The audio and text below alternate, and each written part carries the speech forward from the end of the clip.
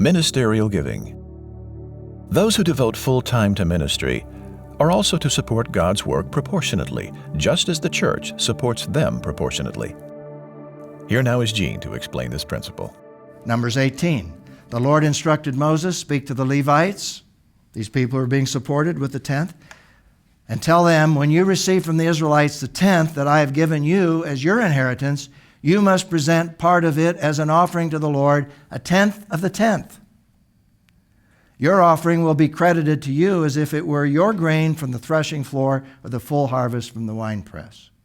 In other words, the tenth of the tenth then went to further support the ministry through the Levites to take care of the priests and others who had more specific responsibilities in this situation. You go to the New Testament. I think one of the most dramatic illustrations of those who supported the Lord were those even who had little or nothing. And we see this in the life of Peter and John when they healed a man. They're in the temple, and Peter said, I have neither silver nor gold, but what I have I give to you. In the name of the Lord Jesus Christ, the Nazarene, get up and walk.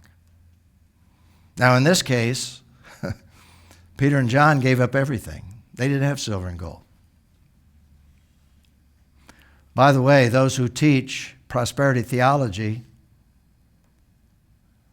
what do they do with that? The apostles probably died penniless. They didn't die rich, and they gave everything. See, there's no promise that if we give everything, God's going to make us rich. But God is faithful. And so here Peter and John said, don't have silver and gold, but I'm going to give what I have. And it's an incredible illustration of those of the apostles who gave. Now, in our situation as spiritual leaders in the church, God's not asking us to be like Peter and John in this situation, because in the New Testament, some of the spiritual leaders were probably some of the more wealthy people. And that's why in Titus, one of the qualifications for an elder was be blameless, not greedy for money, but hospitable. Because those of us who are spiritual leaders are to be just as generous as the people that we serve. Now that leads to an interesting observation. If those who give full time to the ministry are to be generous with their material possessions, it is only logical the church must provide them with sufficient income to make this a blessing rather than a burden, to make it even a possibility.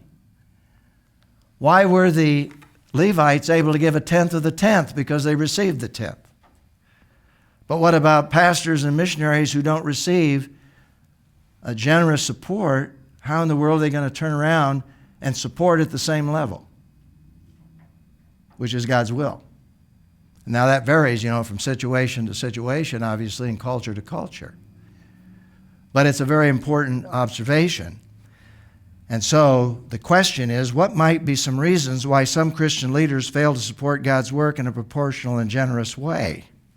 Well, the answer is, first of all, they're not being supported properly, and they don't have the income to be able to do it. And God says they should have the blessing of giving as well as the people who support them. So if we don't support people appropriately, then they don't have the blessing of being generous. They become receivers rather than givers as far as material possessions is concerned. We're robbing them of that great blessing. And so we need to be very keen on that and responsive to that. One of the things that I've done when I do conferences, particularly in churches, church conferences and renewal conferences, is I take that opportunity to say to the people, don't expect your pastor to tithe if you aren't tithing yourselves. Because it's impossible. Because it's a violation of the principle that God has established here in this Old Testament setting.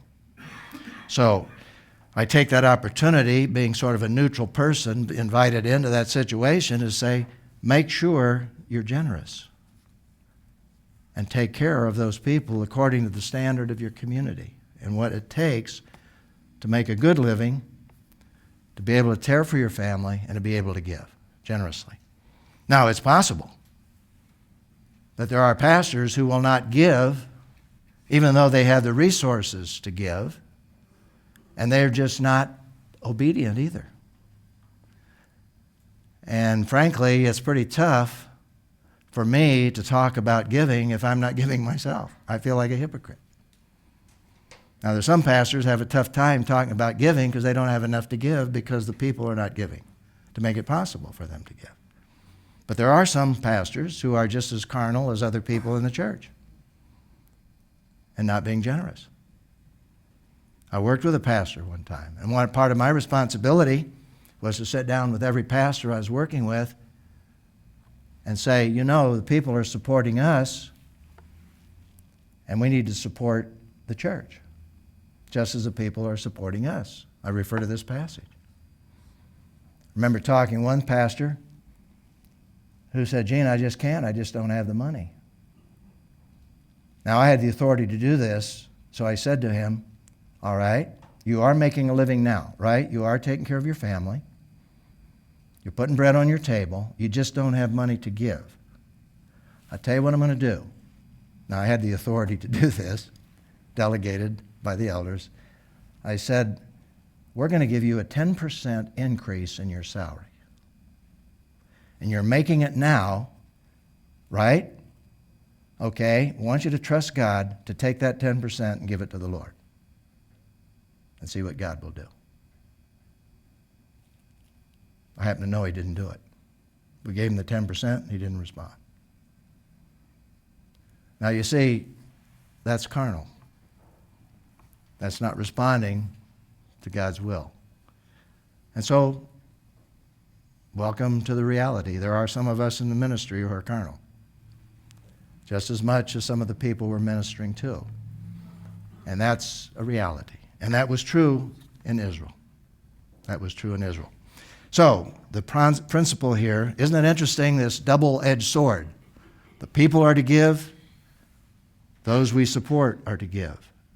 We're all to be generous for the cause of Jesus Christ.